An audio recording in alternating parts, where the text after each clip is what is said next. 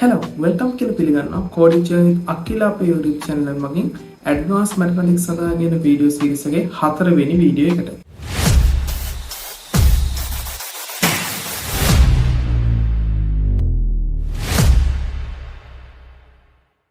අපි maths module එක සඳහා video series එක කලින් අරගෙන ඉවිල්ලා තියෙනවා Mathematics for Computing කියන module එකට දාලා අපි මේ Advanced Mathematics සඳහා කියන video series අපි වෙනම collection එකක් විදිහට නැත්නම් playlist එකක් විදිහට තමයි හදාගෙන යන්නේ. මේකෙදි අපි දැනට කතා කරලා තියෙනවා vectors සම්බන්ධව. අපි දැන් කතා කරන්න, ඒ කියන්නේ මේ වීඩියෝ එකකින් කතා කරන්න බලාපොරොත්තු වෙනවා අවකලනය සීමා කියන part එක ගැන. ඊට පස්සේ අපි ඊළඟ වීඩියෝ වලදී අපි අනුකලනය දක්වාම මේක කතා කරන්න බලාපොරොත්තු වෙනවා. එතකොට ඒ advanced mathematics කියන module එක ඔයගොල්ලන්ට fully cover වෙන විදිහට තමයි අපි මේ playlist එක නැත්නම් මේ video series එක අරගෙන යන්නේ. හරි, අපි එහෙනම් අද වීඩියෝ එකට එමු. කවුරු හරි අපිට තාම subscribe කරලා නැත්නම් පල්ලෙහා subscribe button එක ඔබන්න. ඊට හැපැත්තේ තියෙන bell icon එක ගියොත් අපි මේ වගේ දාන videos හැමෝටම කලින් ඔයාලා ළඟට ගෙන්න ගන්න පුළුවන්. ඒ වගේ මේ videos ඔයාලගේ university වල නැත්නම් ඔයාලගේ යාළුවොත් එක්ක share කරගන්නත් අමතක කරන්න එපා. හරි, එහෙනම් අපි වීඩියෝ එකට එමු. අපි අද කතා කරන්න බලාපොරොත්තු වෙන්නේ differentiation නැත්නම් අවකලනය කියන කොටස ගැන. එතකොට දැන් අපි මේ ටාගට් කරගෙන යන්නේ කම්පියුටින් ඩිග්‍රී එකක් කරන නැත්නම් IT ඩිග්‍රී එකක් කරන IT රිලේටඩ් ඩිග්‍රී එකක් කරන ස්ටුඩන්ට්ලා නැත්නම් ඒ පාරේ යන නැත්නම් ඩිප්ලෝමා එකක් වේවා HND එකක් වේවා ඔන්න ඔය IT පැත්තෙන් යන කට්ටියට තමයි මම මේක ගොඩක් ફોකස් කරලා තියෙන්නේ. එතකොට ඒ වගේම ඔයගොල්ලෝ A level maths කරනවා වුණත් මේ වීඩියෝස් නම් ඔයගොල්ලන්ට ප්‍රයෝජනක් වෙන්න පුළුවන් ඇත්තටම. එතකොට අපි මේ ගැන කතා කරොත් අපි ගොඩක් වෙලාවට IT ඩිග්‍රී එකක් කරන්නේ maths කරපු bio කරපු ළමයෙක්ම නොවෙන්න පුළුවන්. හරි, maths කරපු විශේෂයෙන් maths කරපු ළමයෙක් නොවෙන්න පුළුවන්. හරි, maths කරපු අය ගොඩක් කරනවා තමයි. හැබැයි maths කරපු කෙනෙක් නොවෙන්න පුළුවන්. එතකොට එයාලට එකපාරට මේ අවකලනය අනුකලනය අපි maths කරනකොට අපිට අවුරුදු දෙකක් තියෙනවා A level කරන්න. එතකොට ඒකෙන් සෑහෙන සැලකිය යුතු කාලයක් ඔය අවකලනය අනුකලනය කොටසට අපි ගන්නවා සාමාන්‍යයෙන්. ඒක ගන්න. එතකොට මේකෙදි හැබැයි ඔයගොන්ට එහෙම ලොකු කාලයක් නැහැ. හැබැයි ඔයගොන්ට අවකලනය අනුකලනයේ මූලික સિદ્ધාන්ත වගේම යෙදීම් නැත්නම් ප්‍රස්තාර දක්වාම ඉගෙන ගන්න සමානලාවට වෙනවා මේ මොඩියුල් එකේ. එතකොට ඒකෙදි ඔයගොල්ලන්ට මොකක් හරි අපහසුතාවයක් පත් වෙනවා නම් මේ වීඩියෝ සීරීස් ගොඩක් ඔයගොල්ලන්ට ප්‍රයෝජනවත් වෙයි. මොකද ඒව අපි ඉගෙනගෙන උගන්නන හින්දා අපිට අර මට අයිඩියා එකක් තියෙනවා මෙන්න මේ මොඩියුල් එක මෙන්න මේ දක්වා තමයි මේක කියන්නේ මේ මොඩියුල් එක මෙන්න මේ දක්වා තමයි උගන්වන්නේ. මෙතනින් එහාට දේවල් ඔයගොල්ලන්ට වැඩක් නැහැ. මෙතනින් මෙහාට දේවල් කතා කරලා වැඩකුත් නැහැ. අපි මෙන්න මේ සීමා බිඳගෙන තමයි කතා කරන්න ඕනේ කියන එක අවබෝධය උගන්නන හින්දා ඔයගොල්ලෝ මේ වීඩියෝ සීරීස් එක ගොඩක් වැදගත් වෙයි. හරි. අපි එමු ඩිෆරන්ෂියේෂන් නැත්නම් අවකලනය කියන කොටසට. හරි. ඒ වගේම සීමා කියන කොටස අපිට පොඩ්ඩක් ඕනේ වෙනවා. සීමා කියන කොටසට මම වෙනම වීඩියෝ එකක් දාන්නම්. ඒ වීඩියෝ එක ඕනේ කට්ටිය පොඩ්ඩක් පල්ලෙහා කමෙන්ට් එකක් දාලා තියන්න. නැත්තම් මට අවකලනය කන්ටිනියු කරලා කෙලින්ම අනුකලනයට යන්න පුළුවන්. හරි. ඩිෆරන්ෂියේෂන් අවකලනය ගත්තාම අවකලනයේ තියෙන නීති ටිකක්. අපි මෙහෙම ගමුකෝ. මොකක් හරි ශ්‍රිතයක් ගත්තාම නැත්තම් අපි මොකක් හරි අපි නිකන් අපි දන්න විදිහට අපි මොකක් හරි සමීකරණයක් ගන්නවා. හිතන්න fx කියලා හැම ශ්‍රිතයක් තියෙනවා. මේ තියෙන x වර්ග ධන 5x කියලා මොකක් හරි සමීකරණයක් තමයි තියෙන්නේ. මෙන්න මේ සමීකරණය x විෂයෙන් අවකලනය කරනවා කියලා එකක් කරනවා. x විෂයෙන් අවකලනය කරනවා. මොකක්ද ඒ කියන්නේ? මෙන්න මේ fx කියන සමීකරණය x විෂයෙන් අවකලනය කරනවා. මුලින්ම අපි දැනගන්න එපා අවකලනය කරනවා කියන එකෙන් කොහොමද ඒක දාන්නේ කියලා අඩු ගන්න. මෙන්න මෙහෙම අපි dfx බෙදීම dx. ඒ කියන්නේ fx කියන සමීකරණය x කියන විෂයෙන් අවකලනය කරනවා. නැත්තම් අපිට පුළුවන් fx කියන සමීකරණය අවකලනය කරා මෙන්න එක f' x කියලා දාන්න. f' x කියලා දාන්න පුළුවන්. නැත්තම් අපිට පුළුවන් හිතන්නකො මෙහෙම සමීකරණයක් තියෙනවා. y සමානයි x වල පස්වෙනි බල. අපිට පුළුවන් y' කියලා දාන්න. අවකලනය කියන්නේ. හරි. එතකොට අවකලනය කියන්නේ කොහොමද දාන්නේ? fx වගේ තියෙනවනේ අපිට පුළුවන් dfx බෙදීම dx. නැත්නම් y විදියට තියෙනවනේ dy බෙදීම dx. හරි. නැත්නම් y විදියට තියෙනවනේ y dash. fx විදියට තියෙනවනේ f dash x. ඔන්න ඔය විදියට අපිට අවකලනයේ අපි දාන සංකේතය අපිට ඔන්න ඔය විදියට දාගන්න පුළුවන්. ඊට පස්සේ මේ අවකලනය කරනකොට අපි යම් කිසි දෙයක් අවකලනය කරනකොට අපි ඒකේ නීති ටික ඉගෙන ගමු. නීති ටික. ඒ කියන්නේ නීති කියන්නේ මෙහෙමයි. හරිද? මොකක් හරි අවකලනයේ ගානක් තියෙනකොට ඒ ගාන හදාගන්න අපි ඒක ලේසියෙන් අපේ ඔළුවට දාගන්න මේවා ස්ටෙප් බයි ස්ටෙප් කරලා තියෙනවා. හරි නීති කියන්නේ අපි ඒ වලට. නැතුව මේක මෙහෙමමයි කරන්න ඕනේ මෙහෙමමයි එහෙම එකක් නැහැ. හරි සමහර කෙනෙක් හදන විදිහට නෙමෙයි වෙන්න පුළුවන් මම හදන්නේ. හරි හැබැයි අපි දෙන්නගෙම උත්තරේ සමාන වෙන්න ඕනේ. හරි අවසාන උත්තරේ සමාන වෙන්න ඕනේ. හැබැයි හදන ක්‍රමේ සමානට එකම වෙන්නේ නැහැ. හරි අපි එමු පළවෙනි නීතියට. පළවෙනි නීතිය තමයි යම්කිසි නියත අගයක් අපි ඒකට කියන කන්ස්ටන්ට් එකක්. හරි කන්ස්ටන්ට් එක නැත්නම් නියතයක්. නියතයක අවකලනය හැමතිස්සෙම බිඳුවයි. හරි නියතයක අවකලනය බිඳුවයි. උදාහරණයක් විදිහට fx සමානයි 10යි වගේ තියෙනවා කියන්නකෝ. මේකේ අවකලනය කියන්නේ බිඳුවයි. හරි ඕනම ඉලක්කයක් අපි හිතමු y සමානයි 100යි. dy බෙදීම dx කියන්නේ මොකද්ද? ඒ කියන්නේ ඒක අවකලනයනේ. dy බෙදීම dx ලිව්වත් එකයි y dash කියලා ලිව්වත් එකයි. හරි මේකේ අවකලනය බිඳුවයි. එහෙනම් නියතයක අවකලනය හැමතිස්සෙම බිඳුවයි. හරි අපි මෙන්න මේ රූල්ස් දෙක තුනක් කතා කරලා ඒකෙන් අපි ගණන් ටිකක් හදනවා. ඒකින්ද වීඩියෝ එකත් එක්ක දිගටම රැඳිලා ඉන්න. බෝරින් වෙන්න පුළුවන් සමහර කෙනෙක්ට අර අපි දන්න පළවෙනිම දේවල් නෙමෙයි උගන්වන්නේ බේසික්ම කියලා. නෑ එහෙම දෙයක් නෑ. අපි සමහර ගණන් අමාරු ගණන් අපි හදනවා. ඒ වගේම මතක තියාගන්න අපි සාමාන්‍යයෙන් ගානකින් අර ගොඩක් අපි කරන දෙයක් තමයි මැද්දෙන් ගාන ඉවර කරන එක. හරි කියන්නේ ගොඩාක් ලොකු සුළු කිරීමක් කරනවා මැද්දෙන් ගාන අපි ඉවර කරන්න බලනවා. එහෙම කරන්නේ නැතුව අපි මේ වීඩියෝ සීරීස් එකේදී ලොකු ගානක් ආවත් ඒ ගානේ කෙරෝල්ට වෙනකම් හදලා අවසාන උත්තරේ ගන්න බලමු. හරි. දෙවැනි රූල්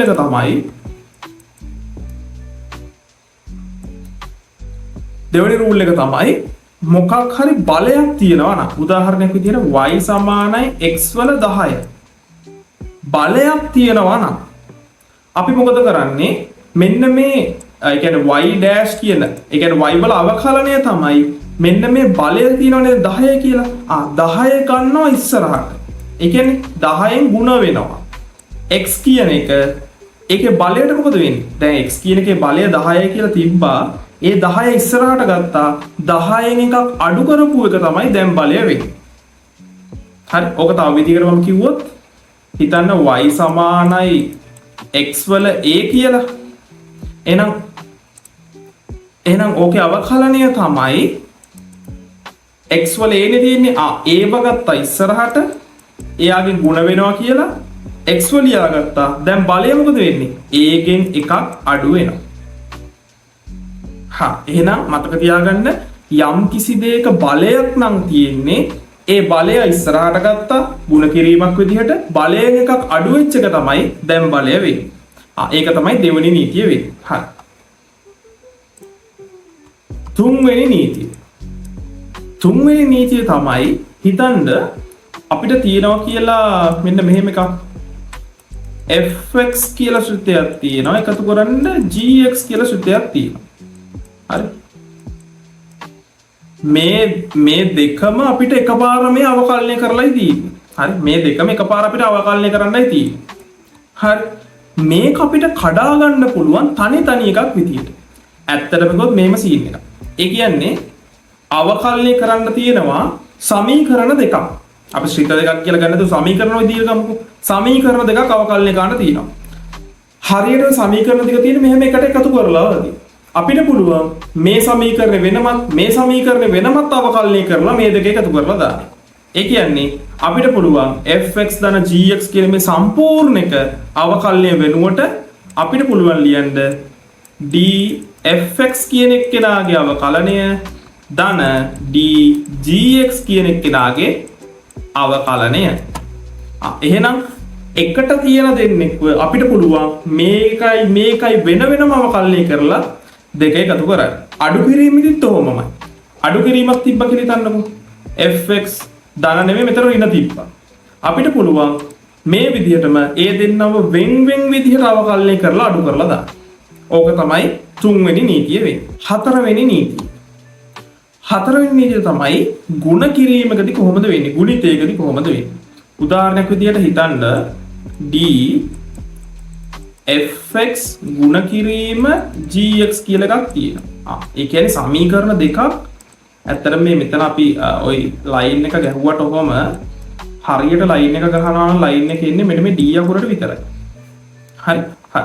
එතකොට fx කියන ශ්‍රිතය නැත්නම් fx සමීකරණ gx සමීකරණේ ಗುಣ වෙච්ච එක තමයි මේ අවකලනය කරන්න කියන්නේ. හරි. ඒ දෙන්න ಗುಣ වෙනවා ඒක අවකලනය කරන්න කියන්නේ. මේක අපිට අවකලනය කරන්න අපිට තියෙන ක්‍රමය තමයි මේ දෙන්නව තනි දෙන්නෙක් විදිහට අඳුනගෙන. හරි. මේ දෙන්නව තනි ඒකක විදිහට අඳුනගෙන අපි මොකද කරන්නේ? fx ව ලියාගෙන හරි gx ව අවකලනය කරනවා. ධන gx ව ලියාගෙන fx ව අවකලනය කරනවා. තේරුණාද? දෙන්නම වෙන අඳුරගත්තා. මෙයා පළවෙනි අරින් එක්කෙනා තියාගත්තා දෙවෙනිය අවකලනය කරා. එකතු කිරීම දෙවෙනිය එක්කෙනා තියාගත්තා පළවෙනි එක්කෙනා අවකලනය කරා. දැන් ඔක බැලුමට මොකක්ද තේරෙන්න ඕනේ? මේ දෙන්නම පළවෙනි එක්කෙනා තියන්නේ දෙවෙනි එක්කෙනයි දෙවෙනි එක්කෙනා තියන්නේ පළවෙනි එක්කෙනයි කියලා රටාවක් නැහැ. මොකද මේකේ මැද්දේ තියෙන ධන ලකුණ. අපිට පුළුවන් දෙවෙනි එක්කෙනා මුලින් තියාගෙන පළවෙනි එක්කෙනාව කල්පනා කරා ධන පළවෙනි එක්කෙනා තියාගෙන දෙවෙනි එක්කෙනාව කල්පනා කරා. කිසි ගැටලුවක් නැහැ. මොකද එකතු කිරීම තියෙන හින්දා. ඔය කතාව සම්පූර්ණයෙන් වෙනස් වෙනවා බෙදීමට ආවම. හරි. දැන් එකතු කිරීමේදී ඔක ප්‍රශ්නයක් නෙමෙයි. හැබැයි බෙදීමේදී ඔක ප්‍රශ්නයක් වෙනවා. කොහොමද ඒක වෙන්නේ? දැන් හිතන්න බෙදීමක් තියනවා කියලා. fx කියලා කෙනෙක් ඉන්නවා gx කියලා කෙනෙක් ඉන්නවා. තාම හරියටම ඔයගොල්ලන්ට කතාව තේරෙන්නේ නැති වෙන්න පුළුවන්. පොඩ්ඩක් බලාගෙන ඉන්න. අපි ගණන් හදනකොට මේ ඔක්කොම ඔයගොල්ලන්ට ක්ලියර් වෙලා යනවා. හරි. ඔන්න බෙදීමක් තියෙනවා. බෙදීමකදී මෙහෙමයි වෙන්නේ. බෙදීමකදී දැන් හොඳට ඒ කියන්නේ හොඳට මේ ගාන දිහා බලන්න උඩ ඉන්න fx යට ඉන්න gx. කොහොමද වෙන්නේ? gx කියන එක නේද යටනේ ඉන්නේ. එයාව අපි යට ඉද්දි වර්ග කරනවා. ඒ කියන්නේ යට ඉන්න එක්කෙනාව වර්ග කරනවා. වර්ග කරලා උඩ එයාව ලියා ගන්නවා. ලියාගෙන උඩ ඉන්න එක්කෙනාව අවකලනය කරනවා. උඩ ඉන්න එක්කෙනාව අවකලනය කරනවා. කළා අඩු කිරීම උඩ ඉන්න එක්කෙනාව ලියාගෙන යට ඉන්න එක්කෙනාව අවකලනය කරනවා. තේරුණාද? ඒ කියන්නේ දැන් හොඳට බලා ගන්න. ගුණිතයේදී දෙන්නව වෙනම ගත්තා. එක්කෙනෙක් තියාගත්තා අර එක්කෙනාව අවකලනය කරා. එකතු කිරීම අනික එක්කෙනා තියාගත්තා අරයව අවකලනය කරා. හැබැයි බෙදීමේදී එහෙම නෙමෙයි. බෙදීමේදී බෙදීම ඒ කියන්නේ බෙදීමෙන් ලකුණෙන් පල්ලෙහා ඉන්න එක්කෙනා. එයාව මුලින්ම අපි වර්ගයක් විදිහට යට ලියා ගන්නවා. ලියාගෙන එයාව උඩ ලියලා එයාගෙන් වැඩි කරනවා උඩ ඉන්න එක්කෙනාගේ අවකලනය. අඩු කිරීම උඩ ඉන්න එක්කෙනාව ලියාගෙන යට ඉන්න එක්කෙනාගේ අවකලනය. හරි. ඔක අපිට ප්‍රැක්ටිස් කරනකොට තමයි හරියටම ඔක තේරෙන්නේ. ඒ කියන්නේ අපිට ඔක පුරුදු වෙන්නේ ඇත්තටම ගණන් දෙක තුනක් හදනකොට. ඒකින්ද අපි දැන් කොහොම හරි ගණන් එකක් දෙකක් හදන්න බලමු. මේ තියරි ඔක්කොම කවර් වෙන විදිහට. අපි මුලින් ඉඳලාම පළවෙනි තියරි එකම නැත්නම් පළවෙනි රූල් එකම අහුවෙන විදිහට අපි ගණන් ටිකක් හදාගෙන යමු. කොහොමද මේ වැඩේ වෙන්නේ කියලා. හරි. අංක 1. අපි දැන් හදමු 5x ඍණ 2 ධන 5 වගේ එකක්. හරි. මම කියනවා y සමානයි කියලා මේකට. y සමානයි 5x ඍණ 2 වෙනි බලේ ධන 5 කියලා තියෙනවා. හරි. මම කෙලින්ම මන් ලියන dy බෙදීම dx කියලා. කැමති කෙනෙක්ට ලියන්න පුළුවන් y dash කියලා. හරි. මේකේ අවකලනය කියන්නේ මොකක්ද? දැන් බලන්න මේක මොකක්ද කියලා. මෙහෙම එකක් අපිට තිබ්බේ නෑ නේද? හරි. ඒ කියන්නේ අපි දන්නවා x ගේ බලයක් නම් මොකද වෙන්නේ කියලා. හැබැයි 5x ඔය 5 ගැන ලොකුවට කියා කරන්න එපා. 5 තියෙනවා කියලා හිතන්නකෝ. 5 ඔහම තියෙනවා. ಗುಣ කිරීම. හරි 5 ඉස්සරහා තියෙනවා කියන්නේ ಗುಣ කිරීමනේ. 5 හැමම ඉස්සරහින් තියාගන්න. අරයව අපි දන්න නීතියෙන් අවකලනය කරලා දාන්න. කොහොමද? x ඍණ 2 කියන්නේ ඍණ 2 කියන දැන් බලය මොකක්ද තියෙන්නේ? බලය ඍණ 2 තියෙන්නේ. ඍණ 2 කෙලින්ම ගෙඩි පිටින්ම ගන්න ඉස්සරහට. කෙලින්ම ගෙඩි පිටින් ගන්න ඉස්සරහට. ඍණ 2 වතාවක් x. ඍණ 2 තියෙන්නේ උඩ. ඍණ 2කින් එකක් අඩු වෙන්න ඕනේ. ඍණ දෙකෙන් එකක් අඩු වෙනවා කියන්නේ ඍණ 2යි ඍණ 1යි ඍණ 3යි. හරි. එහෙනම් ඔන්න අපි පළවෙනි කැලල හදාගත්තා. පහ වැඩි කිරීම ඍණ 2 වතාවක් x වල ඍණ 3 වෙනි බලය. ධන පහ තියෙන්නේ. පහ කියන්නේ නියතයක්. නියතයක අවකලනය බිඳුව. එහෙනම් මේක තව චුට්ටක් සුළු කරමු මේක ලස්සන වෙන්න. 5 වරක් ඍණ 2 කියන්නේ ඍණ 10යි x වල ඍණ 3 වෙනි බලය.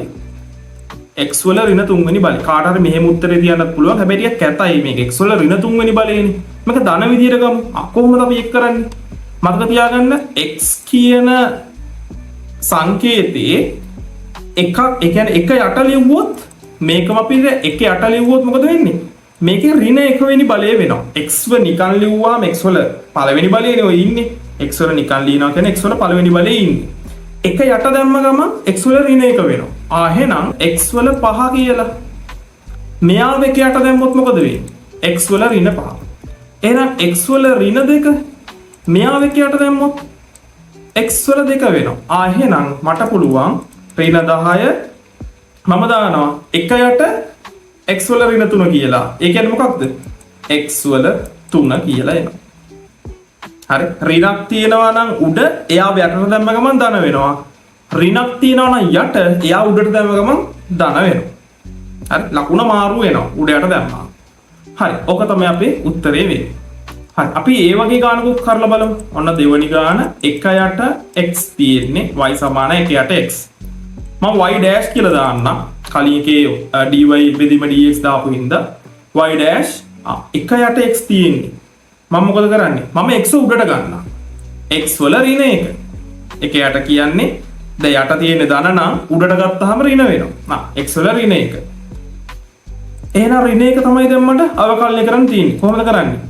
ඍණ 1 දැන් බලය තියෙන්නේ මම ඍණ 1ම ගෙඩි පිටින් ගත්තා ඉස්සරහට. ඍණ 1 වතාවක් x වල ඍණ 1කින් එකක් අඩු කරන්න. ඍණ 2යි. හරි. තව ටිකක් ලස්සන ලියමු. ඍණ 1 දැන් ඔය ඍණ 2නේ තියෙන්නේ x වල බලය. එයාව යටට දාමු ආයේ. x වල 2. හරි. මම හිතනවා ඔයගොල්ලන්ට තේරෙන්න ඇති කියලා. ඊළඟ එක අපි ගමු x වල ඍණ 2 මම මෙතන y සමානයි කියලා දාන්න. x වල ඍණ 2 ධන 2යි වර්ගමූල x ධන 3 බෙදීම x. ඔන්න ටිකක් දිග එකක්. හැබැයි මේ ඔක්කොම තියෙන එකතු කිරීම. මේකෙන් මට තනි තනියෙන් ඔක්කොටම අවකලනය දාත හැකියි. මම ලියනවා dy බෙදීම dx සමානයි. මම මේ කෙලින්ම එකින් එක අවකලනය කරනවා. හොඳට බලන් ඉන්න. එකින් එක කෙලින්ම අවකලනය කරලා දානවා. කොහොමද? ඍණ 2 තියෙන්නේ. ඍණ 2 ඉස්සරහින් ලියාගත්තා. ඍණ 2 වතාවක් x.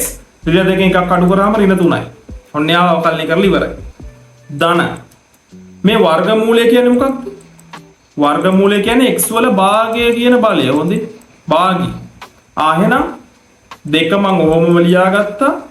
x වල භාගය තියෙන්නේ. භාගය කෙලින්ම ගෙඩි පිටින් මම ඉස්සරහට ගත්තා. භාගය වතාවක් x භාගයෙන් එකක් අඩු කරාම ඔන්න ප්‍රශ්න.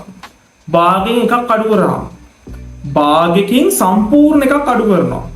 එහෙනම් ඍණ භාගය තමයි ඉතුරු වෙන්නේ. ආයෙන x වල ඍණ භාගය. ධන දැන් මෙතන තියෙන්නේ මොකක්ද? මම මෙහෙම පොඩ්ඩක් ලියාගමු. 3 බෙදීම x නේ තියෙන්නේ. x උඩට ගත්ත ගමන් 3x ඍණ 1. එහෙනම් 3 ඔහොමම තියාගෙන x වල ඍණ 1. ඍණ 1 මම ගෙඩි පිටින් ගත්තා. x වල ඍණ 1 එකක් අඩු කරාම ඍණ 2යි. ඔන්න අපි එහෙනම් ගාන හදාගෙන යනවා දැන්. කොහොමද? ඍණ 2 වතාවක් මෙතන මේ x වල ඍණ 3 තියෙන යටට දාමු. x වල 3 ධන 2ට 2 කපලා යනවා. x වල භාගේ ඍණ භාගේ තියෙන. එහෙනම් x වල පල්ලෙහාට ගත්තොත් x වල භාගය කියලා ඉන්නේ. x වල භාගය කියන්නේ ඇත්තටම x වල වර්ගමූලය. එහෙනම් වර්ගමූලය. ධන 3 ධන 3ද නෑ. 3 ඍණ 1කින් වැඩි වෙන්නේ. එහෙනම් මෙතන එන්නේ ඍණ 3 ඍණ 3 වතාවක් x වල ඍණ 2 යටට දාමු x වල 2 කියලා. ඔන්න ඔක තමයි උත්තරේ වෙන්නේ. හරි. මම හිතනවා අද කරපු දේවල් ටික ඔයගොල්ලන්ට පැහැදිලි ඇති කියලා. තව අපි ගණන් ටිකක් හදන්න ඕනේ නම් අනිවාර්යෙන් පල්ලෙහා කමෙන්ට් එකක් දාන්න. අපි බෙදීමෙන් ගුණ කිරීමෙන් අපි ඔක්කොම ගණන් ටිකක් හදමු. 10ක් 15ක් වුණත්. ඒකින්ද පල්ලෙහා කමෙන්ට් එකක් දාන්න. මොනවා හරි තව ගැටලුවක් තියෙනවා නම් මොඩියුල් එක සම්බන්ධව අනිවාර්යෙන් පල්ලෙහා කමෙන්ට් සෙක්ෂන් එකේ ඔයගොල්ලෝ පාවිච්චි කරන්න. ඒ වගේම මේ වීඩියෝ ෂෙයා කරන්න. මේ වීඩියෝස් ගොඩක් වැදගත් වෙයි. ඒකින්ද අනිවාර්යෙන් ෂෙයා කරන්න. එහෙනම් කවුරුහරි අපි තාම subscribe කරලා නැත්නම් පල්ලෙහා subscribe button එක ඔබන්න ඊට තියෙන bell icon එකේ පුත් අපි මේ වගේ දාන වීඩියෝස් හැමෝටම කලින් ඔයාලකට ගෙන්න ගන්න පුළුවන්. අපිත් එක්කම දිගටම එකතුලා ඉන්න. අපි ඉක්මනට මේ වීඩියෝස් ටික අප්ලෝඩ් කරගෙන යන්න. එහෙනම් හැමෝටම ජය වේවා. අපි ඊළඟ වීඩියෝෙන් හම්බෙමු.